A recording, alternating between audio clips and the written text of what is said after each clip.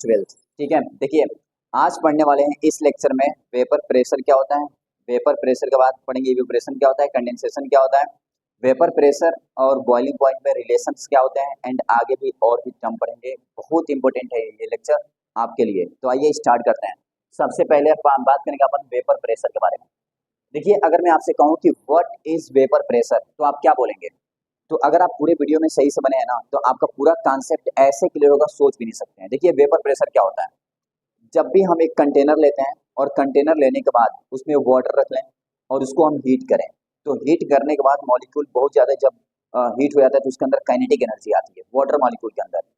जब water molecule के अंदर काइनेटिक एनर्जी आती है दूसरे मॉलिक्यूल से टकराता है, टकराने के बाद उसके अंदर बहुत ज़्यादा काइनेटिक एनर्जी आती है और फिर वो जो वाटर मॉलिक्यूल होता है वो वेपर में कन्वर्ट होने लगता है। मतलब वो गैस बनने लगता है, लिक्विड से गैस में कन्वर्ट होने लगता है। और जब वो वेपर बनने लगता है तो वेपर बन के कहाँ जाएगा? ऊपर जाएगा। लेकिन जब ऊपर जाएगा ना तो अगर कंटेनर ओपन है, ओपन ओपन कंटेनर, तो पूरा एटमॉस्फेयर में चला जाएगा। तो भाई एटमॉस्फेयर में चला गया, बनता गया, चला गया तो कोई फर्क नहीं पड़ेगा, तो यहाँ पे वेपर प्रेशर नहीं आएगा। लेकिन अगर उसी कंटेनर को मैं क्लोज कर दूं, यानी फॉर क्लोज कंटेनर, तो उस कंडीशन में ये कंटेनर है ऊपर से बंद कर दिया हूँ, तो जो वेपर बनेगा वो जाके उस जो कंटेनर जिसमें बंद किया हूँ उसके ऊपर टकराएगा और टकरा के फिर वापस आएगा। और जब वापस आएगा ना तो जो लिक्विड की सरफेस होगी उस पर प्रेशर डालेगा और जब प्रेशर डालेगा तो उसी प्रेशर को हम बोलेंगे वेपर प्रेशर। यानी वेपर प्रेशर क्या होता है? The pressure exerted by vapour on the liquid surface.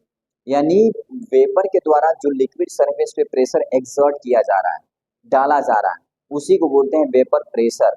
लेकिन कौन सा कंडीशन होनी चाहिए? Equilibrium condition. अब ये इक्विलिब्रियम कंडीशन क्या होता है इसको समझते हैं। तो सुनिए, जब भी किसी लिक्विड को हम हीट करते हैं, गर्म करते हैं, तो क्या होता है? उसमें वेपर बनता है। जब वेपर बन रहा होता है ना तो उसको हम क्या नाम देते हैं? तो उसको बोलते हैं इवेपोरेशन। उसे क्या बोलते हैं? इवेपोरेशन, क्योंकि लिक्विड कन्वर्ट हो रहा होता है गैस में। और जैसे ही ये ऊपर जाके कंटेनर में टकराता है और टकरा करके वापस आता है फिर लिक्विड बनता है। प्रेशर डालने का मतलब लिक्विड बन रहा है। तो जब फिर लिक्विड बनता है ना तो उसको बोलते हैं कंडेंसेशन। यानी जब वेपर बन रहा है तो इवेपोरेशन, जब लिक्विड बन रहा है तो कंडेंसेशन। तो जितना ही इवेपोरेशन होगा उतना ही कंडेंसेशन होगा, यानी evaporation is equal to condensation. तो इस कंडीशन को हम नाम क्या देते हैं? Equilibrium condition. यानी आइए आप इसके अकॉर्डिंग समझते हैं। देखिए वेपर प्रेशर क्या होता है? Pressure exerted by vapour on the liquid surface at equilibrium is called vapour pressure. अब देखिए यहाँ पे ये कंटेनर है, इसको मैं क्लोज कर दिया हूँ। अब यहाँ मैं हीट कर रहा हूँ तो ये जो लिक्विड है ये ऊपर जा रहा है, तो जो ये जा रहा है ना इसी को हम बोलेंगे इवेपोरेशन। देखिए यहाँ लिखा हूँ मैं, it is the process in which, एक ऐसा प्रोसेस जिसमें लिक्विड और solid converted into vapour. Liquid या सॉलिड किस में कन्वर्ट होता है? वेपर में कन्वर्ट होता है, तो उसको बोलते हैं इवेपोरेशन। आप देख सकते हैं यहाँ कंटेनर में, अब ये तुम्हारा लिक्विड कन्वर्ट हो रहा है किसमें? वेपर में। और फिर यहाँ गया कंटेनर से टकराया और टकराने के बाद फिर आके इस पर प्रेशर डाल दिया। जब लिक्विड सरफेस से प्रेशर डाला उसको बोलते हैं वेपर प्रेशर। क्या बोलते हैं? Vapour pressure. और जब ये प्रेशर डाल के फिर लिक्विड बन जाएगा, जो ये वेपर था ना ये अगेन लिक्विड बनेगा। और जब ये अगेन लिक्विड बनेगा तो उसी लिक्विड बनने को हम क्या नाम देते हैं? कंडेंसेशन। यानी यहाँ पे कंडेंसेशन हो रहा है। यानी आई होप आप समझ चुके होंगे कंडेंसेशन क्या होता है, इवेपोरेशन क्या होता है, वेपर प्रेशर क्या होता है। अब सुनिए, यहाँ पे इक्विलिब्रियम लिखा है, इसका मतलब ये होता है कि जितना ज्यादा इवेपोरेट होगा उतना ही ज्यादा कंडेंस होगा। यानी जितना इवेपोरेशन उतना ही कंडेंसेशन अगर हो रहा है तो उस कंडीशन को हम बोलते हैं इक्विलिब्रियम। और अगर ऐसा नहीं हो रहा है तो उसको इक्विलिब्रियम नहीं बोलेंगे। लेकिन इस डेफिनेशन में इक्विलिब्रियम लाने का क्या मतलब था? मतलब ये था कि मान लीजिए अगर ये कंटेनर के ऊपर ये इसको मैं वो क्लोज कंटेनर नहीं बनाया होता तो ये तुम्हारा वेपर तो बनता लेकिन व्हाट एटमॉस्फेयर में चला जाता। भाई एटमॉस्फेयर में गया तो केवल क्या हो रहा है? इवेपोरेशन हो रहा है, कंडेंसेशन तो हो ही नहीं रहा है। तो जब कंडेंसेशन हो ही नहीं रहा तो यहाँ इक्विलिब्रियम आएगा ही नहीं, क्योंकि केवल क्या हो रहा है? इवेपोरेशन हो रहा है। इसीलिए यहाँ पे यूज करते हैं अपन इक्विलिब्रियम और क्लोज कंटेनर। यानी अगर कभी भी वेपर प्रेशर की बात की जाए तो क्लोज कंटेनर में होगा।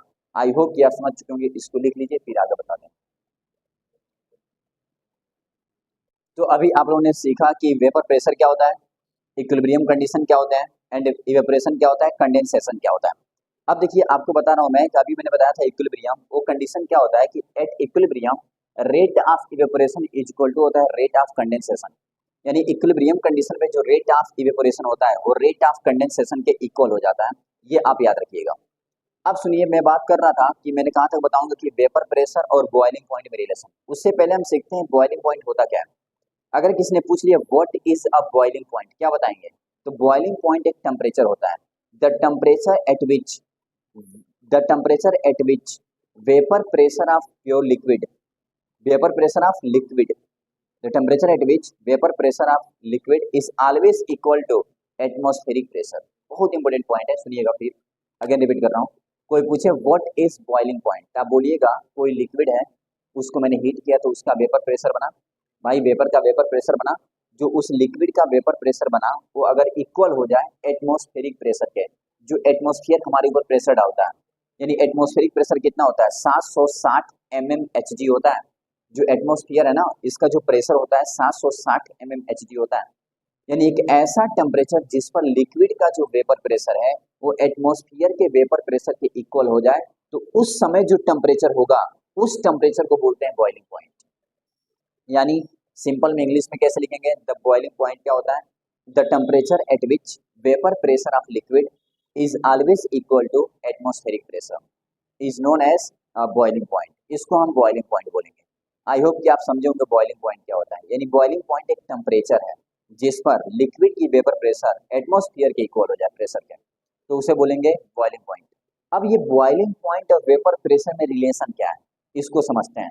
देखिए, जितना ज्यादा आपका बॉइलिंग पॉइंट होगा उससे कम आपका वेपर प्रेशर, यानी ये व्हाट इज दिस। देखिए, boiling point is inversely proportional to 1 by vapour pressure. आप सोच रहे हैं बॉइलिंग पॉइंट वेपर प्रेशर के इनवर्सली, यानी बॉइलिंग पॉइंट अगर ज्यादा होगा तो वेपर प्रेशर कम होगा, बॉइलिंग पॉइंट कम होगा तो वेपर प्रेशर ज्यादा होगा।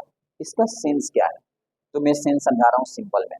देखिए, आप सोचिए बॉइलिंग पॉइंट एक ऐसा टेम्परेचर जिस पर लिक्विड, एक ऐसा टेम्परेचर जिस पर लिक्विड क्या वेपर बनने लगता है एटमॉस्फेरिक प्रेशर के इक्वल।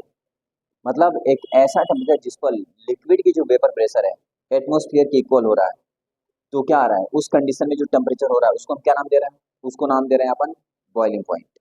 अब कह रहे हैं कि बॉइलिंग पॉइंट जिसका ज्यादा होगा, यानी जिसमें बहुत ज्यादा टेम्परेचर लगाया, बहुत ज्यादा किसी लिक्विड टेम्परेचर लगाया और तब जा करके उसका वेपर प्रेशर एटमॉस्फेयर के इक्वल हुआ, सोचिए। और एक में बहुत कम टेम्परेचर लगाया, वो तुरंत क्या हो गया, उसका वेपर प्रेशर एटमॉस्फेयर के इक्वल हो गया।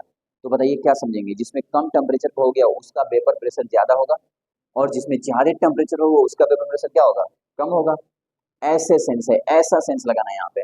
यानी जिसका वेपर प्रेशर कम होगा उसकी बॉइलिंग पॉइंट ज्यादा होगी, जिसकी बॉइलिंग पॉइंट कम होगी उसका वेपर प्रेशर ज्यादा होगा, यानी इनवर्सली प्रोपोर्शनल है ये। ठीक, अगर ये नहीं समझ तो फिर इसको रिपीट करके आप देख सकते हैं मैंने क्या बताया। अब इधर देखिए, यहाँ पे वाटर में लिक्विड है, इससे बनता है वेपर। ठीक, जब ये वेपर बन रहा होता है ना तो जो डेल्टा एच है ये आपका पॉजिटिव होगा। डेल्टा एच क्या है, इसको बोलते हैं चेंज इन एंथैल्पी। क्यों पॉजिटिव होगा बता रहा हूँ। जब भी लिक्विड को हम टेम्परेचर देते हैं तभी वेपर बनता है, तो जब हम टेम्परेचर देते हैं तो उसको बोलते हैं एंडोथर्मिक, और एंडोथर्मिक केस में डेल्टा एच कैसा होता है, पॉजिटिव होता है। यहाँ देखिए Kp equal to H2O vapour pressure और एक्वास टेंशन लिखा हूँ। अगर किसी ने पूछ दिया आपसे व्हाट इज एक्वास टेंशन, तो आप क्या बताएंगे, तो सुनिए एक्वास टेंशन क्या होता है, जब वाटर वेपर बनता है तो यहाँ पे देखिए लिखा हूँ मैं वेपर प्रेशर ऑफ वाटर, तो उसकी जो वेपर प्रेशर होती है वाटर की उसी को हम बोलते हैं एक्वास टेंशन। यानी आज से आपसे किसी ने पूछा कि व्हाट इज एक्वास टेंशन, तो आप क्या बोलेंगे, वेपर प्रेशर ऑफ वाटर।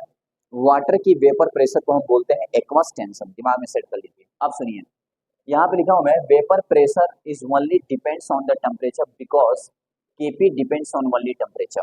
देखिए, वेपर प्रेशर जो होता है टेम्परेचर पर डिपेंड करता है केवल, और अगर केवल टेम्परेचर पर डिपेंड करता है तो इसके रीजन क्या है, केपी।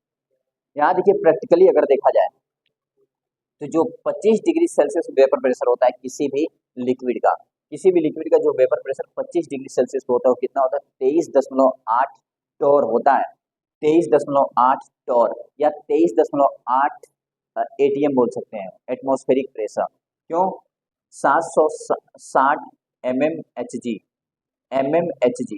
इक्वल टू होता है 760 टोर।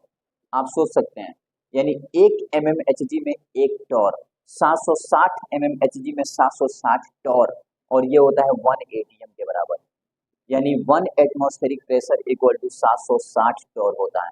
लेकिन यहाँ पे बात करा है कि 23.8 टॉर, तो 23.8 टॉर लिखो या 23.8 mmHg, एटीएम नहीं mmHg, यानी 23.8 mmHg या 23.8 टॉर। 25 डिग्री सेल्सियस पे किसी भी लिक्विड का जो वेपर प्रेशर होता है वो होता है 23.8 टॉर, इसको याद रखिएगा। अब सुनिए, एंडोथर्मी के केस में टेम्परेचर जब बढ़ाएंगे तो वेपर प्रेशर बढ़ेगा। आप सोचिए कोई लिक्विड है, उसकी टेम्परेचर बढ़ा रहे हैं आप, टेम्परेचर तेज कर रहे हैं, बहुत तेज बढ़ा रहे हैं, तो बताइए जितना ज़्यादा टेम्परेचर बढ़ाएंगे उतना ज़्यादा जल्दी हीट होगा, और जितना जल्दी हीट होगा उतना जल्दी वेपर बनेगा, और जितना जल्दी वेपर बनेगा उतना ज़्यादा वेपर प्रेशर डालेगा, राइट ना। तो यही यहाँ पे लिख रहा है, टेम्परेचर बढ़ाएंगे वेपर प्रेशर क्या होगा, बढ़ जाएगा, टेम्परेचर घटाएंगे वेपर प्रेशर क्या होगा, घट जाएगा। क्यों? क्योंकि वेपर ही नहीं बनेगा यार। अब यहाँ देखो, temperature directly proportional to vapour pressure. जो टेम्परेचर होता है वो डायरेक्टली होता है वेपर प्रेशर के, लेकिन जो बॉइलिंग पॉइंट होता है वो इनवर्सली होता है वेपर प्रेशर के, याद रखिएगा। तो आप आई होप समझ चुके होंगे। यहाँ पे ऐसा क्यों हुआ, क्योंकि P V equal to n R T, pressure directly temperature. I hope कि आप समझ चुके होंगे। इसको लिखिए, फिर आगे बता रहा हूँ। अब देखिए, अभी मैंने आपको बताया वेपर प्रेशर क्या होता है, फिर मैंने बताया कि इवेपोरेशन, कंडेंसेशन, फिर मैंने बॉइलिंग पॉइंट और वेपर प्रेशर का रिलेशन बता दिया, फिर इक्वेशन टेंशन बता दी, ये सब कुछ आप जान गए। 25 degree Celsius vapour pressure 23.8 torr होता है, ये भी बता दिया। वो 760 mmHg में 760 टॉर होता है, यानी 1 mmHg इक्वल टू 1 टॉर होता है। ये सब आप रट लीजिए। अब आगे सुनिए ध्यान से, यहाँ पे लिखा हूँ मैं फैक्टर अफेक्टिंग वेपर प्रेशर। जो वेपर प्रेशर था ना, उसको अफेक्ट कौन करता है, ये कौन सा फैक्टर है जो वेपर प्रेशर को इफेक्ट डालता है। तो सबसे पहले मैं बात करूंगा यहाँ point first, it does not depend upon the shape and size of the container. जो वेपर प्रेशर होता है ना, वो डिपेंड नहीं करता कि किस कंटेनर की साइज और ये सब क्या है। देखिए, not depend on shape size of the container, shape size of container पर डिपेंड नहीं करता वेपर प्रेशर वाला, ठीक ना। वेपर प्रेशर यहाँ देखिए क्या लिखा है, it depends upon nature of the substance. ये सब्सटेंस के नेचर पे डिपेंड करता है, यानी किस पे डिपेंड नहीं करता, तो कंटेनर के शेप साइज पे। किस पे डिपेंड करता है, तो सब्सटेंस के नेचर पे। ये दिमाग में सेट कर लीजिए कि किस टाइप का मैं सब्सटेंस ले रहा हूँ, ग्लूकोज ले रहा हूँ, एल्कोहल ले रहा हूँ, क्या ले रहा हूँ मैं, एक ग्लूकोज नहीं, एल्कोहल ले रहा हूँ, वाटर ले रहा हूँ, ग्लिसरॉल ले रहा हूँ, क्या ले रहा हूँ मैं, ठीक है। आप सुनिए, जब ये 2 पॉइंट हो गया ना, तो ये सब्सटेंस वाला कंडीशन है ना, इसको समझने की कोशिश करते हैं। मैं आपसे कहूँ, एक कंडीशन दे रहा हूँ, मैं आपसे कहूँ कि आपके पास वाटर है, ठीक, और आपके पास है एल्कोहल। मैं आपसे कहूँ कि दोनों का आप गर्म करिए, बताइए सबसे पहले वेपर कौन बनेगा, पानी बनेगा कि शराब बनेगा। क्या गजब का क्वेश्चन है, सोच सकते हैं आप। बताइए, अगर मैं आपको कहूँ कि बताइए एक में वाटर है, एक में आपका एल्कोहल है, दोनों का आप गर्म कर रहे हैं, तो सबसे पहले वेपर किसका बनेगा, वाटर का बनेगा कि एल्कोहल का। आप सोचने लगे होंगे, मैं बता रहा हूँ। देखिए, अगर हम दोनों को गर्म करेंगे ना, हीट करेंगे, तो वाटर का वेपर बाद में बनेगा, लेकिन एल्कोहल का जल्दी वेपर बनेगा, यानी जल्दी वेपर बनाएगा एल्कोहल। ऐसा क्यों, रीजन क्या इसके पीछे? तो इसके पीछे सबसे बड़ी रीजन जो होती है हाइड्रोजन बॉन्ड। अब आप क्लास 11th में जाइए 2 मिनट के लिए, अगर 11th सही से कोई बंदा नहीं पढ़ता ना, तो यही प्रॉब्लम क्रिएट होती है, यहीं पे यही कंडीशन है जहाँ प्रॉब्लम होती है। अब मैं कहूंगा कि हाइड्रोजन बॉन्ड, अब जितने 12th वाले होंगे सोचेंगे हाइड्रोजन बॉन्ड क्या होता है, it is present in class 11th। ये क्लास 11th है भाई, इसीलिए 11th पढ़ना चाहिए। आप पढ़िए पहले 11th का अच्छे से लेक्चर। देखिए, अब मैं बात करता हूँ हाइड्रोजन बॉन्ड, ऐसा क्यों। देखिए, हाइड्रोजन बॉन्ड 2 टाइप का होता है, एक होता है इंट्रामोलिकुलर, एक होता है इंटरमोलिकुलर। इंटरमोलिकुलर, इंट्रामोलिकुलर, जब दो डिफरेंट डिफरेंट या सेम मॉलिक्यूल के बीच में बॉन्ड बनता है, हाइड्रोजन और हाई इलेक्ट्रोनिगेटिव एलिमेंट के बीच में, तो उसको हम बोलते हैं हाइड्रोजन बॉन्ड। जब भी एक हाई इलेक्ट्रोनिगेटिव एलिमेंट है और एक लो इलेक्ट्रोनिगेटिव एलिमेंट, जैसे हाइड्रोजन और ऑक्सीजन, और हाई, भाई जो लो वाला होगा हाइड्रोजन होगा, उसके अलावा हाई इलेक्ट्रोनिगेटिव एलिमेंट जैसे फ्लोरीन हो गया, ऑक्सीजन हो गया, नाइट्रोजन हो गया, इनके साथ अगर हाइड्रोजन बॉन्ड बना रहा है तो उस बॉन्ड को हम हाइड्रोजन बॉन्ड बोलते हैं। यानी जब भी हाइड्रोजन किसी हाई इलेक्ट्रोनिगेटिव एलिमेंट के साथ बॉन्ड बनाएगा, जैसे ऑक्सीजन, फ्लोरीन, नाइट्रोजन, इनके साथ, तो हाइड्रोजन बॉन्ड कहा जाता है। अब यहाँ पे मैं बात कर रहा था वाटर और किसकी, एल्कोहल के। एल्कोहल में भी हाइड्रोजन ऑक्सीजन है, वाटर में भी हाइड्रोजन ऑक्सीजन है। तो एल्कोहल में भी बॉन्ड बनेगा हाइड्रोजन और वाटर में भी बॉन्ड बनेगा हाइड्रोजन। वाटर में जो बॉन्ड बनता है हाइड्रोजन, वो 4 बॉन्ड बनाता है हाइड्रोजन। हाइड्रोजन के 4 बॉन्ड बनते हैं, यानी इसमें फोर्स ऑफ अट्रैक्शन ज्यादा होता है वाटर में। और अगर मैं एल्कोहल की बात करूं तो इसमें एक ही हाइड्रोजन बॉन्ड बनता है 2 मॉलिक्यूल के बीच में, और इसमें 2 मॉलिक्यूल के बीच में 4 बॉन्ड बनते हैं हाइड्रोजन के। यानी क्या समझ में आया, कि समझ में ये आया कि हाइड्रोजन जो वाटर था इसमें नंबर ऑफ हाइड्रोजन बॉन्ड ज्यादा हैं, और जो एल्कोहल है इसमें नंबर ऑफ हाइड्रोजन बॉन्ड कम है। यही कारण है कि जो एल्कोहल होता है जल्दी टूट जाता है। फोर्स ऑफ अट्रैक्शन कम, अभी एक बॉन्ड होगा तो फोर्स ऑफ अट्रैक्शन कम होगा, इसमें चार चार बॉन्ड है तो फोर्स ऑफ अट्रैक्शन ज्यादा होगा, तो इसमें कम होता है तो जल्दी टूटता है, और जब जल्दी टूटेगा तो वेपर जल्दी बनेगा, और जल्दी वेपर बनेगा तो प्रेशर भी जल्दी इस पे पड़ेगा। यानी सबसे ज्यादा वेपर प्रेशर किसका होगा? एल्कोहल का होगा, और वाटर का वेपर प्रेशर क्या होगा? कम होगा। तो क्या मालूम चला कि vapour pressure depend on the material substance, कि किस टाइप का सब्सटेंस में ले रहा हूँ। आई होप कि समझ में आ गया होगा। आप देख सकते हैं यहाँ पे vapour pressure inversely 1 by force of attraction, जिसमें फोर्स ऑफ अट्रैक्शन ज्यादा होगा उसका वेपर प्रेशर क्या होगा? कम होगा। जैसे एग्जांपल में दे रहा हूँ, vapour pressure of alcohol is ज्यादा मैक्सिमम होगा वेपर प्रेशर ऑफ वाटर से, यानी जल्दी से वेपर कौन बनाएगा? एल्कोहल, शराब। यहाँ पे 3 एग्जांपल लिखा हूँ, ये तीनों एग्जांपल बोर्ड में आ चुका है, एथेनॉल, ग्लाइकॉल और ग्लिसरॉल। इसमें देखिए एथेनॉल में एक OH है, तो ये एक OH है तो एक हाइड्रोजन बॉन्ड बनाएगा, इसमें 2 है तो 2 बनाएंगे, इसमें 3 है तो 3 बनाएंगे, यानी सबसे ज्यादा हाइड्रोजन बॉन्ड इसमें बनेगा तो ये वेपर कम बनेगा, तो वेपर प्रेशर भी कम होगा, और इसमें एक है तो वेपर ज्यादा बनेगा, वेपर प्रेशर ज्यादा होगा। तो आई होप कि मेरे बातों को समझ चुके होंगे। Factor affecting vapour pressure. तो आज इस लेक्चर में हम लोगों ने क्या क्या पढ़ा, समरी बता दे रहा हूँ। पहले पढ़ा हम लोग वेपर क्या होता है, वेपर प्रेशर क्या होता है, सेकंड इवेपोरेशन, कंडेंसेशन, उसके बाद इक्विलिब्रियम कंडीशन, उसके बाद से वेपर प्रेशर और बॉइलिंग पॉइंट में रिलेशन, उसके बाद एक्वस टेंशन क्या होता है, उसके बाद मैं आपसे बताया कि 25 डिग्री सेल्सियस वेपर प्रेशर होता कितना है, उसके बाद हम लोगों ने क्या पढ़ा, फैक्टर अफेक्टिंग वेपर प्रेशर। अगर इतना आप अच्छे से प्रैक्टिस कर लेते ना ये लेक्चर देख करके, पूरा कॉन्सेप्ट क्लियर। अब कोई भी कितने मिनट का होगा, 20 या उससे कम ही का होगा, ठीक है, या 20 मान लीजिए, इतने मिनट में प्रैक्टिस कर लीजिए, काम खत्म। और अगर आप मेरे चैनल पे नए हैं, अगर आपको ये वीडियो पूरा पसंद आ रही है, कॉन्फिडेंस दे रहा है आपको, आपको अंदर से एकदम मस्त फील आ रही है, ठीक ना, कि हाँ हमको समझ में आ रहा है क्लियर, तो लाइक शेयर भी करिए, लाइक भी करिए, सब्सक्राइब भी करिए, ठीक है। और ऐसे ही वीडियो और इससे भी अच्छा वीडियो आप कमेंट करिए, जो भी आपको समझ में नहीं आ रहा है उसके अकॉर्डिंग मैं वीडियो बना के दूंगा, ठीक है, ये मेरी गारंटी है। और टॉपर बनाना मेरा काम है, आप बस पढ़ते जाइए, फिर देखिए कैसे टॉप करते हैं केमिस्ट्री में। इट्स वेरी इजी, केमिस्ट्री बहुत आसान बना दूंगा। ओके, मिलते हैं नेक्स्ट लेक्चर में।